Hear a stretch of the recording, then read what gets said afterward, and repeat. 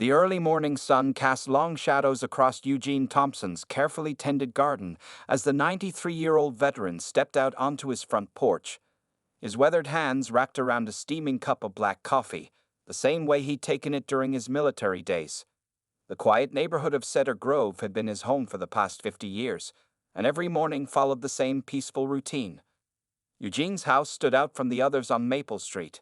While most homes had typical flower gardens, his yard was a testament to time and dedication.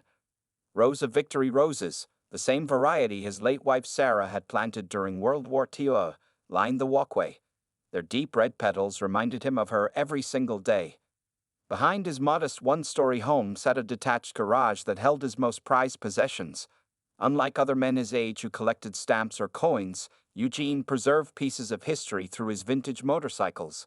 His collection included 5 perfectly restored bikes, each with its own story.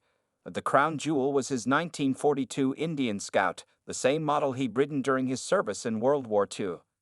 That morning, as Eugene performed his daily inspection of the garden, he noticed something different in the neighborhood's atmosphere. The usual chirping of birds was overshadowed by the distant rumble of motorcycle engines. Not the clean, crisp sound of vintage bikes like his, but the aggressive roar of modern machines. Mrs. Henderson, his neighbor of 30 years, hurried over to his fence. "Eugene, did you hear? The old Wilson property at the end of the street has been bought by some motorcycle club," she said, her voice trembling slightly. "They moved in last night. I saw at least 20 bikes." Eugene nodded calmly, taking another sip of his coffee. He'd seen many changes in the neighborhood over the decades, and he'd learned to reserve judgment. "Every person has a story, Martha," he replied, using the wisdom that came with his 93 years. "Let's wait and see." Inside his home, Eugene went about his morning routine. The walls of his living room told the story of his life through carefully framed photographs. There he was as a young man in his military uniform, standing proud beside his motorcycle unit. Another showed him and Sarah on their wedding day, her white dress contrasting beautifully with his dress blues. And there, in the center, was his most treasured photo, Eugene with his entire motorcycle squadron, taken just days before the mission that would change everything. As he dusted each frame, his mind wandered to those days. He could still hear the roar of engines, feel the adrenaline pumping through his veins as his unit carried out crucial reconnaissance missions behind enemy lines. They called themselves the Shadow Riders, 10 men who became closer than brothers. The sound of multiple motorcycles growing louder pulled Eugene from his memories. He walked to his front window and watched as a group of 5 bikers rode past his house, their leather vests displaying a logo he didn't recognize. They rode modern sports bikes, painted in bright colors with chrome that gleamed in the morning sun. One of them, a tall man with a thick beard and tattooed arms, slowed down as he passed Eugene's garage. Even through the window, Eugene could see the man's interest in what lay behind those doors. The biker made eye contact with Eugene, and instead of the respectful nod that motorcyclists usually shared, the man's face twisted into a mocking smile. Eugene wasn't bothered. In his long life, he'd learned that first impressions often hid deeper truths. He remembered how his own motorcycle unit had been judged during the war until they proved themselves heroes. As the day progressed, more bikers passed by his house, each time riding a little slower, looking a little longer. Eugene continued his routine, tending to his roses, polishing his beloved Indian Scout, and reading the latest motorcycle restoration magazine on his porch. Little did Eugene know that this peaceful day marked the beginning of a chain of events that would not only disrupt his quiet life, but would also lead to an unexpected connection that would bridge generations and heal old wounds. The rumble of motorcycles continued to echo through Cedar Grove as the sun set, a sound that would soon become all too familiar in the days to come. 3 days after the motorcycle club moved into Cedar Grove, Eugene noticed the first signs of trouble. His morning inspection revealed several of his prize roses had been crushed, their stems broken and petals scattered across the lawn. Tire marks cut through his carefully maintained grass, telling the story of what had happened during the night. Eugene stood quietly, studying the damage when he heard the now familiar sound of motorcycles approaching. This time, there were more of them, at least 8 riders, led by the tall, bearded man he'd seen that first day. They slowed to a stop right in front of his house, their engines growling loudly enough to draw curious neighbors to their windows. The leader, who Eugene would soon learn was known as Spike, switched off his engine and swung his leg over his bike. He was younger than Eugene had first thought, probably in his mid-30s, with dark eyes that carried a mix of anger and something else. Something that reminded Eugene of the lost young men he'd known during the war. "Nice garden you got here, old-timer," Spike called out, his voice carrying a mock friendliness that made Mrs. Henderson quickly retreat inside her house. "Shame about those flowers. These modern bikes, they're just so powerful, sometimes hard to control, you know?" Eugene met Spike's gaze steadily. "The roses are American beauty variety," he said calmly, his voice clear despite his age. "My wife planted the first ones in 1944. They've survived worse than tire tracks." Something flickered in Spike's expression at the mention of 1944, but he covered it quickly with a sneer. He walked closer, his boots crushing more petals with each step.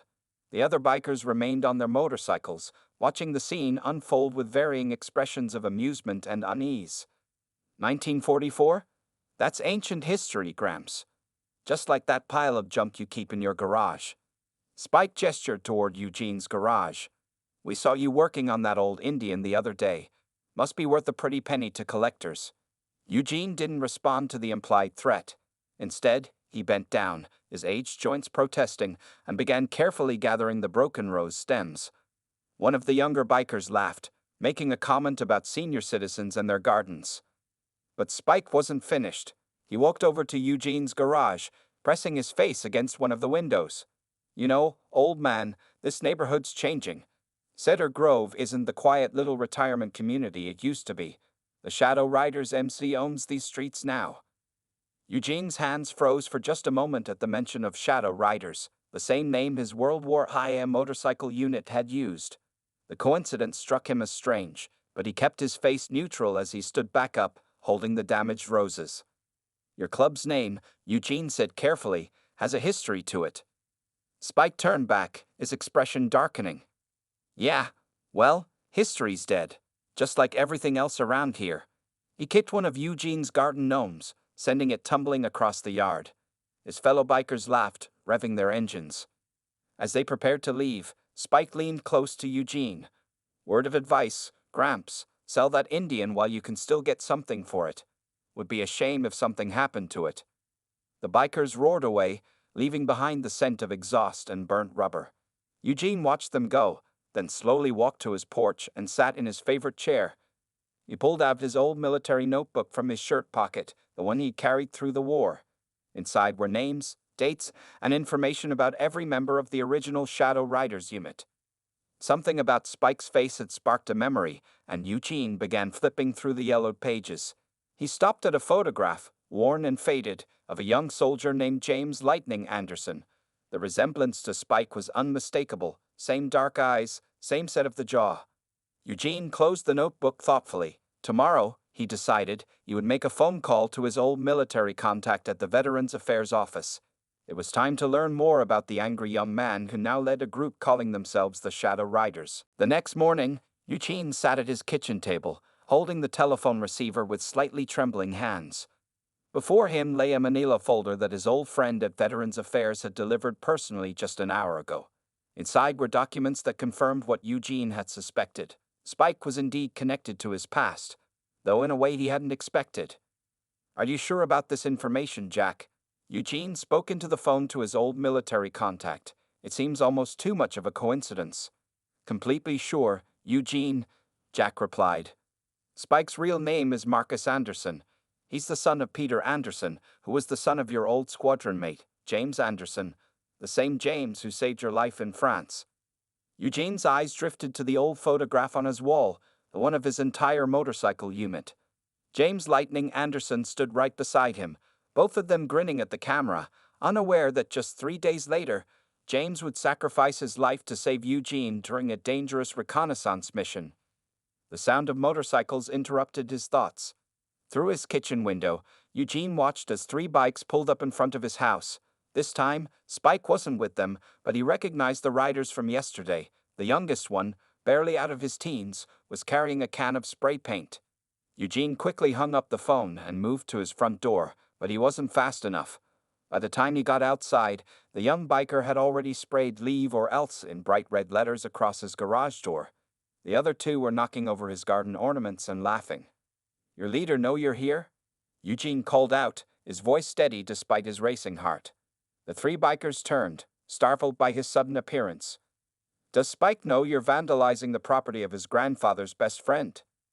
The words had an immediate effect. The spray paint clattered to the ground, and the young biker's face went pale. "What are you talking about, old man?" one of them demanded, but Eugene could hear the uncertainty in his voice.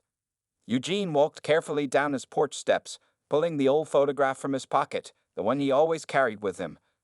"James Anderson," he said, pointing to the young soldier in the image. "Your leader's grandfather.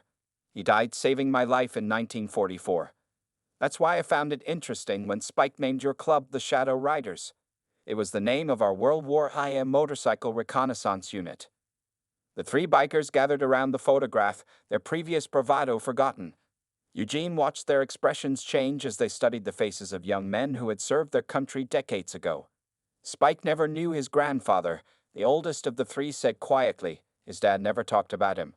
Left when Spike was just a kid. That's because Peter Anderson, Spike's father, grew up without his dad, Eugene explained.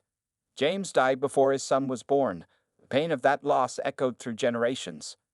The bikers looked uncomfortable now, shifting their weight and avoiding Eugene's eyes. The red spray paint on his garage door seemed to glow even brighter in the morning sun, a symbol of their shame. "Look, we're sorry about the garage," the youngest one said. "We can clean it up." Eugene nodded, but before he could respond, the distinctive sound of Spike's motorcycle filled the street. The three bikers tensed as their leader pulled up, his face darkening as he took in the scene. "What's going on here?"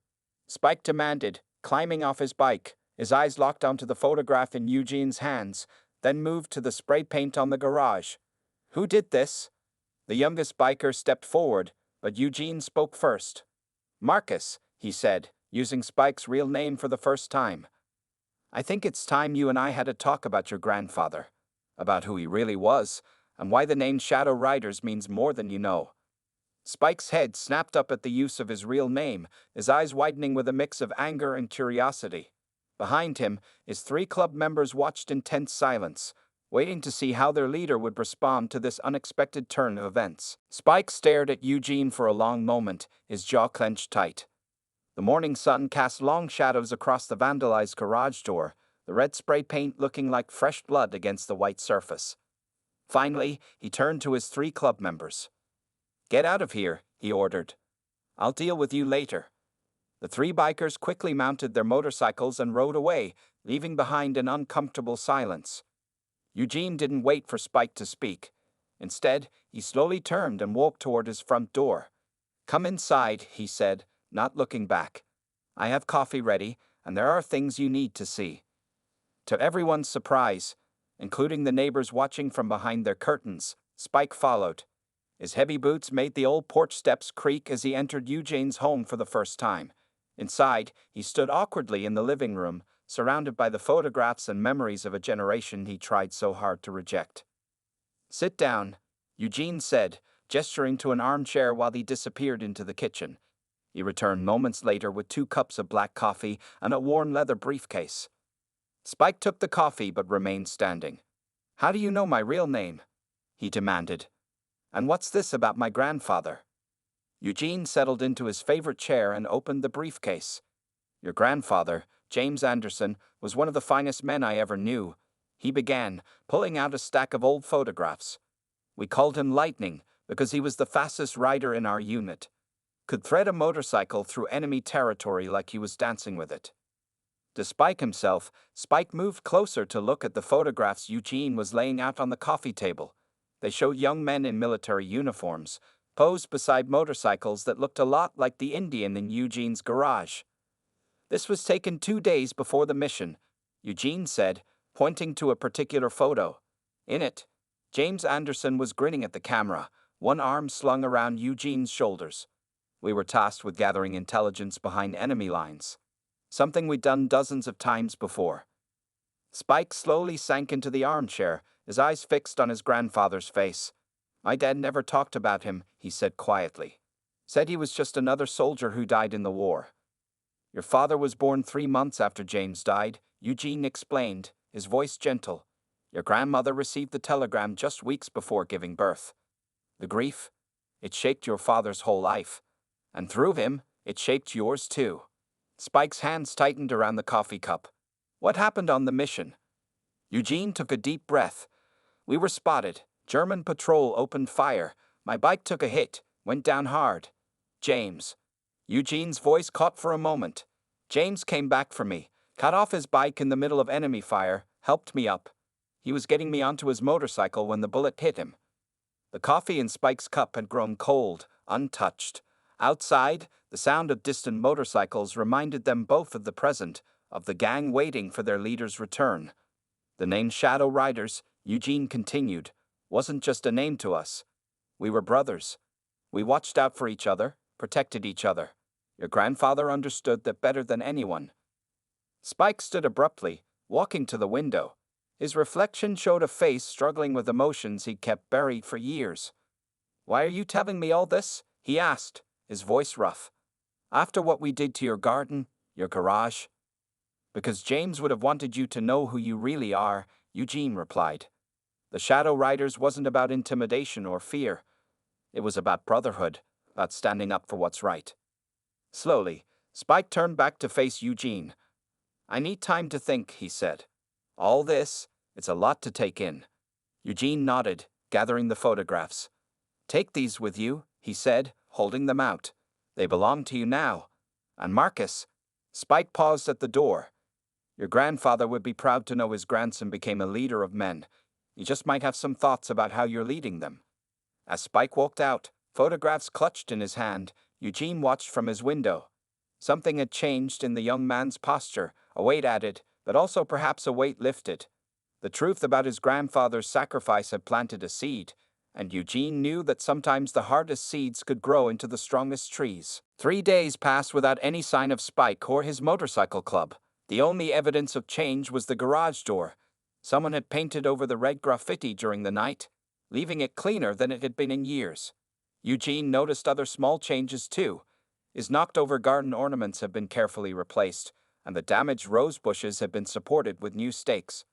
On the 4th morning, Eugene was in his garage, polishing his beloved Indian Scout when he heard the familiar rumble of motorcycles. This time, though, it was different. The aggressive revving was gone, replaced by a more respectful approach. Through the open garage door, he saw Spike leading a group of 15 riders, all of them stopping in a neat line along the street. Spike dismounted first, carrying something wrapped in old leather under his arm. The other riders stayed on their bikes, their engines quietly idling. Gone were the mocking smiles and hostile stares. Instead, they watched their leader with curious anticipation. Mr. Thompson, Spike said, using Eugene's proper name for the first time. His voice carried a new kind of weight. I've been doing some thinking, and some research. Eugene put down his polishing cloth and turned to face the younger man. The changes in Spike were subtle but significant. His stance was different, more measured, and his eyes held a new kind of understanding. I found this in my father's attic, Spike continued, unwrapping the leather bundle. Inside was an old military jacket, its fabric worn but well preserved. On the shoulder was a patch, the original Shadow Rider's insignia, showing a motorcycle emerging from clouds. It was my grandfather's. Eugene's hands trembled slightly as he touched the jacket. James wore this on our last mission, he said softly. Your grandmother must have kept it all these years. There's more, Spike said. He pulled out a stack of letters, yellowed with age. Letters he wrote to my grandmother. In the last one, dated 3 days before Spike paused, collecting himself. He wrote about you, about the whole unit, about what it meant to be a Shadow Rider. The other club members had cut their engines now, listening intently. Many of them had never seen their tough leader show this much emotion. The club had a meeting last night, Spike continued. I showed them everything, the photos you gave me, these letters, the jacket, told them what you told me about my grandfather, about what the name Shadow Riders really means. Eugene nodded, understanding where this was going. And what did they think about that? Spike managed a small smile. They voted unanimously to change our ways. We're keeping the name, we're going to earn it properly this time. No more intimidation.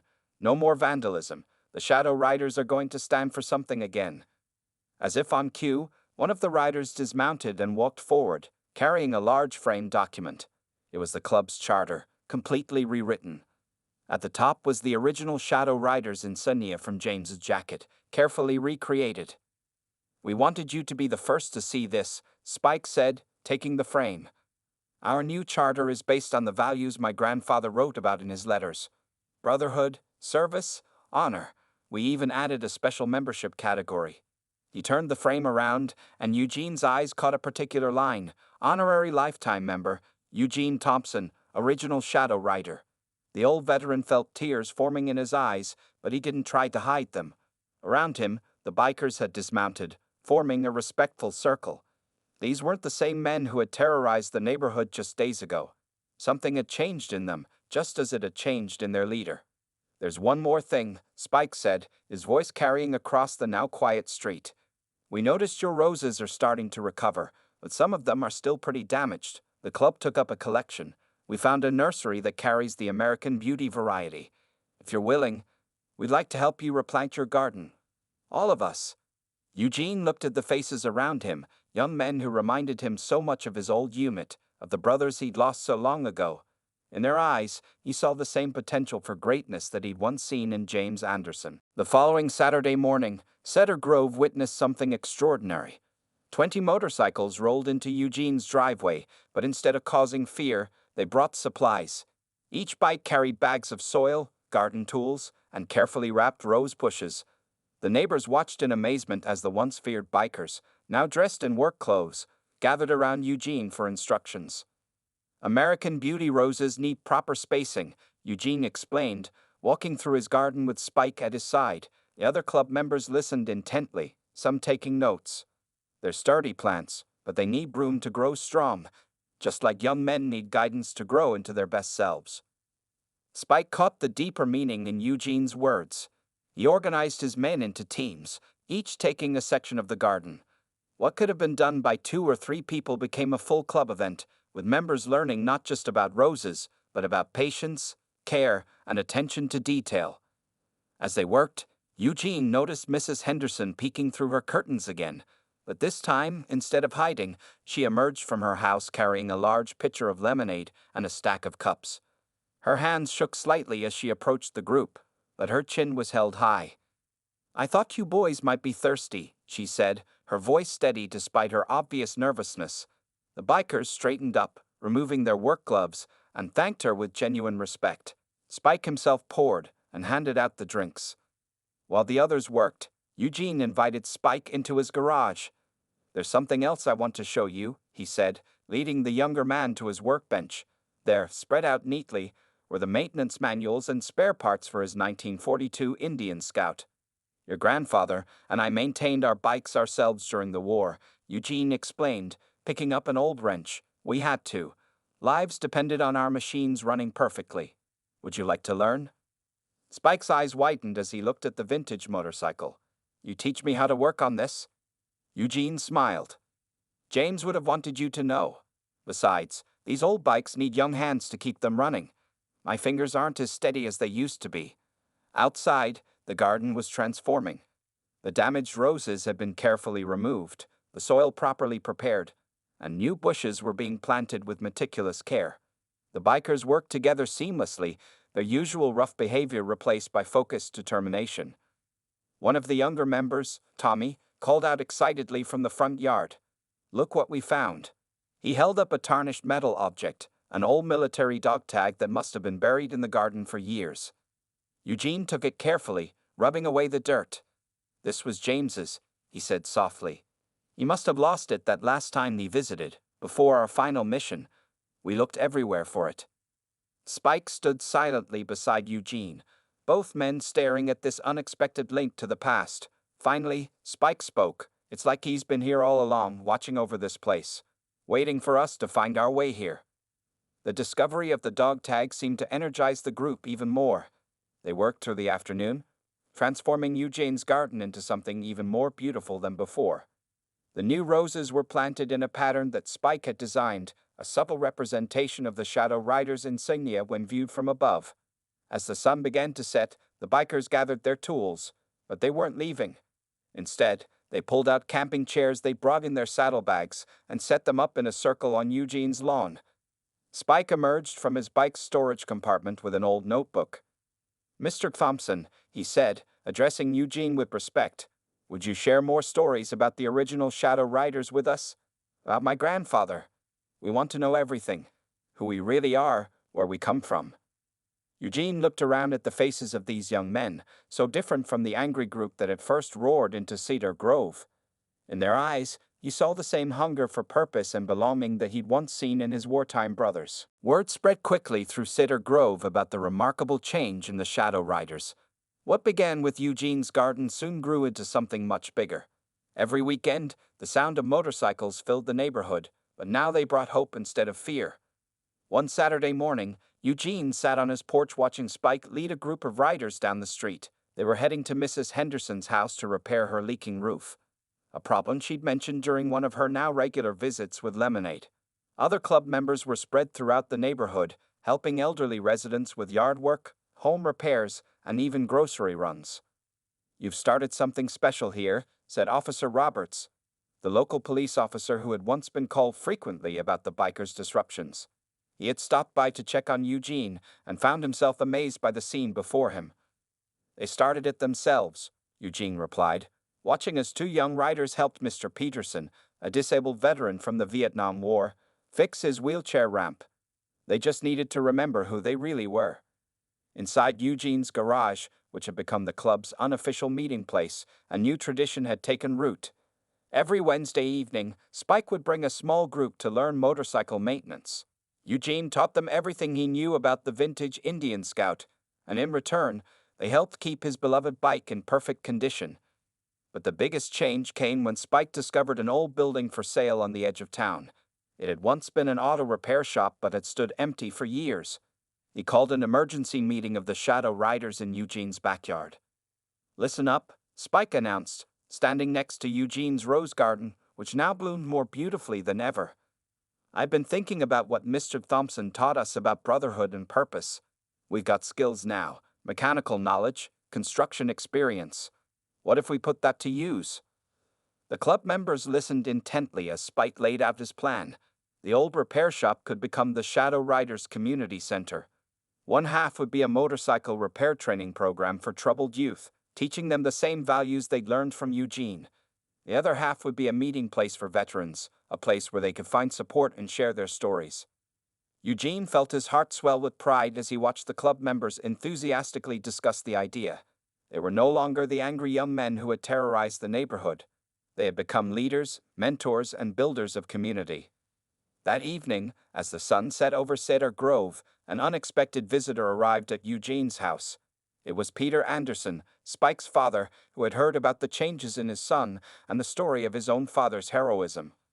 "I didn't know," Peter said quietly, sitting across from Eugene in the living room while Spike worked on the Indian Scout in the garage. "All these years, I blamed my father for leaving us. I never knew he died saving his brother in arms." Eugene reached for the folder containing James's letters and photos.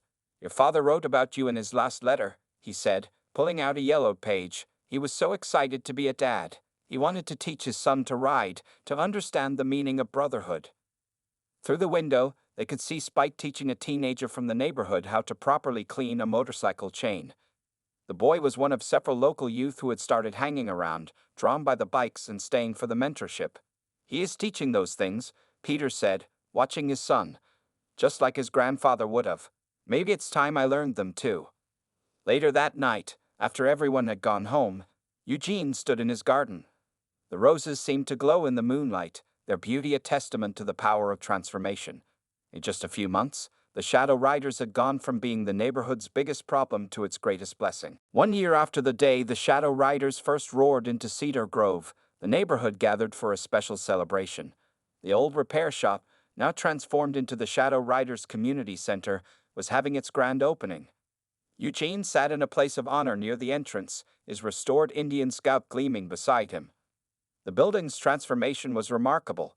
Where there had once been broken windows and graffiti, there were now clean glass panes and a professionally painted mural showing motorcycles through the ages. The Shadow Rider's insignia, carefully restored from James Anderson's original jacket patch, held pride of place above the door.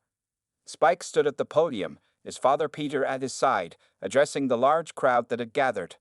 Local news cameras rolled as he spoke about the journey that had brought them all to this moment. "A year ago, we thought being tough meant making others afraid," Spike said, his voice carrying across the hushed audience. "We dishonored a name we didn't understand. But then we met a man who taught us what real strength looks like." Eugene watched as dozens of Shadow Riders members, all wearing their new club jackets with the restored insignia, stood proudly behind their leader. Among them were several teenagers from their youth mentorship program, wearing trainee patches they had earned through hard work and dedication. "Mr. Thompson showed us that true toughness isn't about intimidation," Spike continued, looking at Eugene with deep respect. "It's about standing up for others, about building something meaningful, just like my grandfather did when he gave his life to save his brother in arms." The community center was already making a difference. The motorcycle repair training program had given 15 troubled youth new direction in life. The veterans' meeting space had become a vital support center where old soldiers could find understanding and purpose. Even Mrs. Henderson had her own corner in the building, where she ran a coffee shop that had become the neighborhood's favorite gathering spot. After the speeches, Eugene was surprised by a special presentation. The Shadow Riders unveiled a memorial wall inside the center. At its heart was a restored photograph of the original World War II Shadow Riders unit, with James Anderson and Eugene standing side by side. Surrounding it were pictures showing the club's journey over the past year, from the day they replanted Eugene's garden to the completion of the community center. "But we have one more surprise," Spike announced, wheeling out something covered by a large cloth. When he pulled it away, Eugene's eyes filled with tears. It was a brand new motorcycle, built to match his vintage Indian Scout, but with modern safety features. "We noticed you've been having trouble with your knee lately," Spike explained softly. "This one has an electric starter and is easier to handle, but we made sure it looks just like your original. The whole club pitched in to build it." Peter Anderson stepped forward, holding his father's restored military jacket. "We thought you might like to wear this when you ride," he said, helping Eugene into it. The jacket fit perfectly, as if it had been waiting all these years for this moment. Later that evening, as the celebration continued inside, Eugene sat on his new motorcycle, Spike beside him on his own bike. Behind them, a line of Shadow Riders waited, ready to escort Eugene on his first ride. "You know," Eugene said, looking at the setting sun, "your grandfather once told me that motorcycles weren't just about the machine. They're about freedom, about brotherhood, about finding your way home." Spike nodded, understanding exactly what Eugene meant. Together, they started their engines. The old soldier and the young leader, connected by a legacy of honor and service. As they rode through Cedar Grove, neighbors came out to wave and cheer. The sound of motorcycles still filled the neighborhood, but now it was a sound of hope, of community, of promises kept and legends honored. The Shadow Riders had found their true path, guided by the wisdom of a 93-year-old veteran who had never lost faith in the power of brotherhood and second chances. And in Eugene's garden, the American beauty roses bloomed more brilliantly than ever, standing as a living testament to how love and understanding can transform even the hardest of hearts.